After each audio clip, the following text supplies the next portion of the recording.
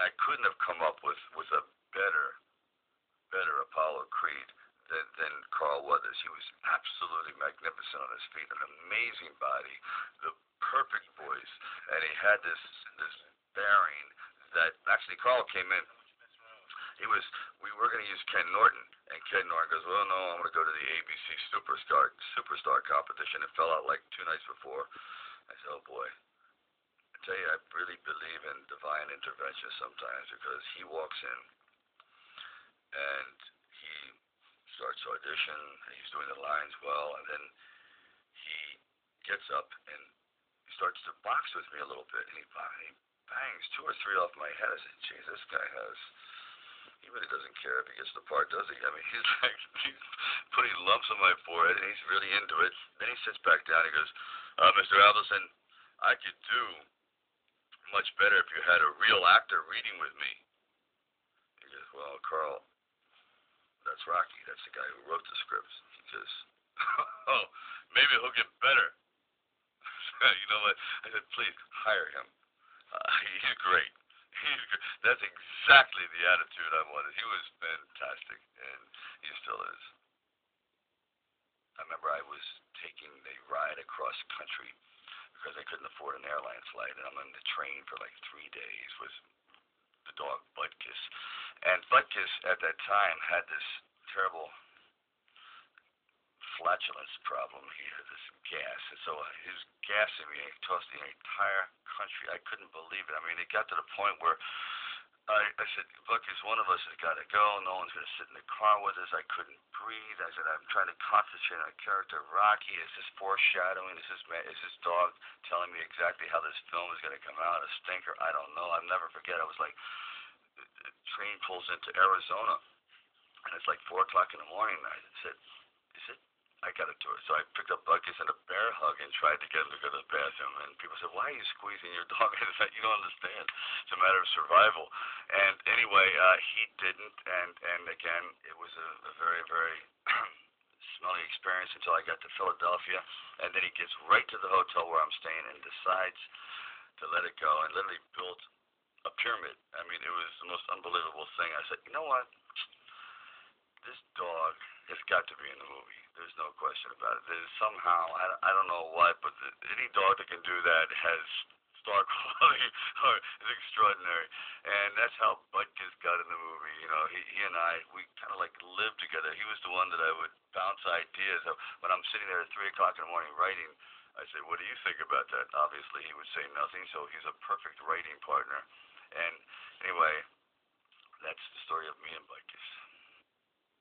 The original ending of Rocky was quite different than what we have now. The original ending was he goes the distance and he's looking for Adrian. The crowd is starting to disperse.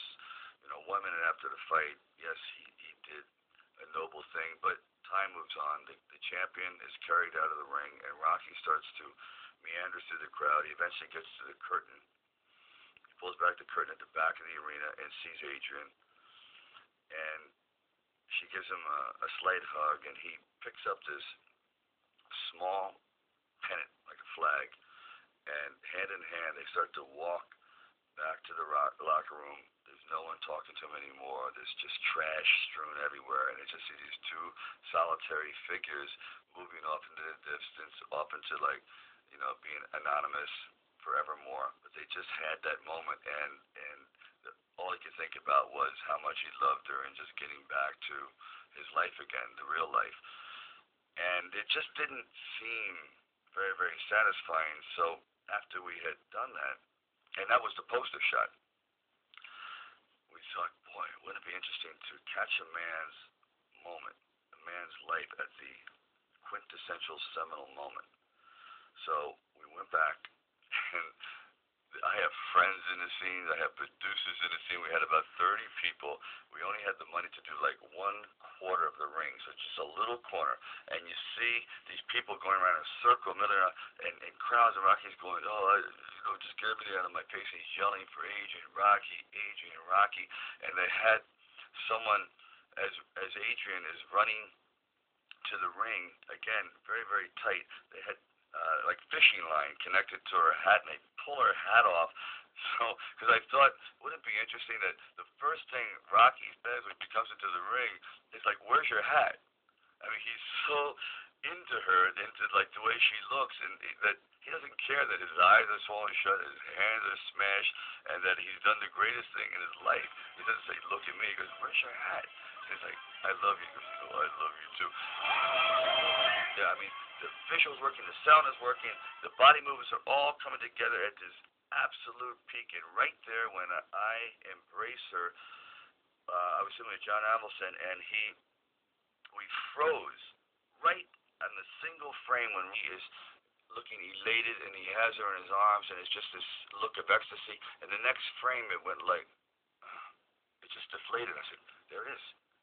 From that moment on, it's all downhill. I mean, how we all hit this absolute maximum of elation and celebration, and that can only be sustained for like just an infinitesimal moment in time. And if you can just imagine how great it would be just to freeze in that moment, and that's how we froze Rocky.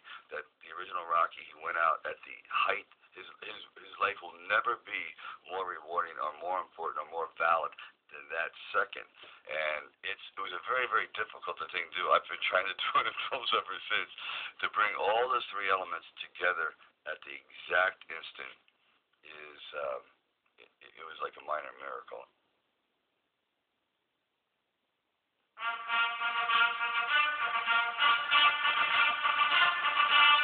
Rocky, I had no idea was ever going to have this sort of response.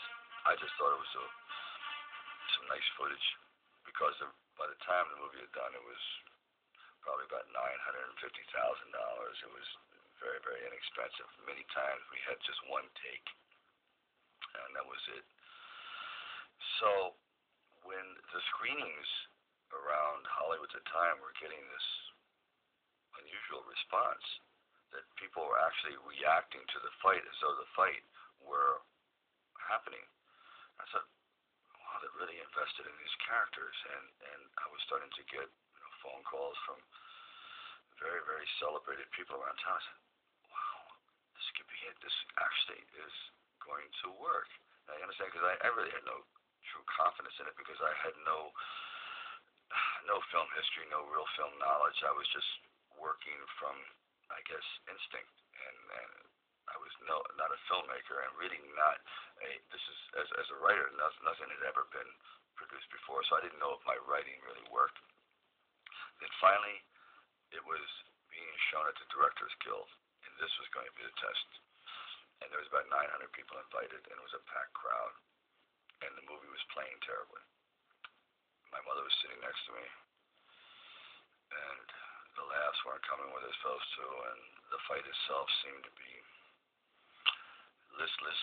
The response was, and I sat there as everyone filed out of the theater, and I couldn't believe it. I said, "Mom, I really blew it." It was all like, I don't know, it was nice while it lasted, but I guess when you get down and you show it to the big boys, they're just not buying it. Anyway, I sat there, and literally there was no one left in the theater because I was humiliated and saddened by the whole thing. And even, I walked her out, and I was walking down the steps, and there's 3 flights down. First flight, second flight, and then by the time I turned for the 3rd flight, the entire audience was down there. There was 900 people waiting, and they started to applaud, and I mean truly applaud. And I said, "How could you doubt me, Mom? I'm shocked." And it's like, I just completely came apart. And so there will never be a moment like that ever. I mean, I truly was over. I said, "This is it. I'm just gonna, go back home, take my dog, and go back into, trying to eke out a living." And they were all there, and they responded in a way. It's like, I don't know if that's the way they did things in Hollywood, but they saved it up, and I'll never get over that moment. I just looked at all these people, and they were applauding, and it's been all downhill since. Rocky never expected to win. Never. He knew it. He was that much of a realist, and I like admired the character for that because so often I had gone to fight films, and or sporting films. Yes, we're gonna go out there, we're gonna knock him out, you're gonna win. I said no, because I'm not gonna win. I'm going to get destroyed.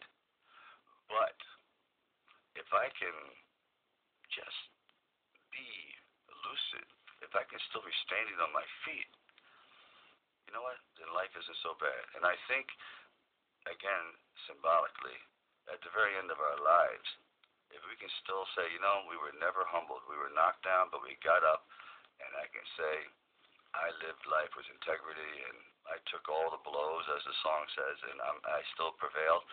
I think that's a good epitaph for anyone, and that's what I tried to capture in this film.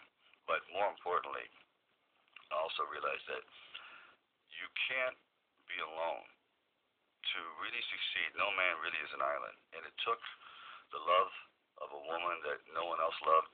It took even the befriending of her brother, who no one could understand, but they gelled together. And Rocky brought this whole group, and with Burgess Meredith, and together they were like individual pieces, but together they made a whole entity, a whole person. And I think, personally speaking, that's happened to me too. When you find the right components in your life, the right people that gel with you, then you feel as though you're invincible. It may be a fallacy, but you at least feel as though you can take all that life has to dish out. Okay.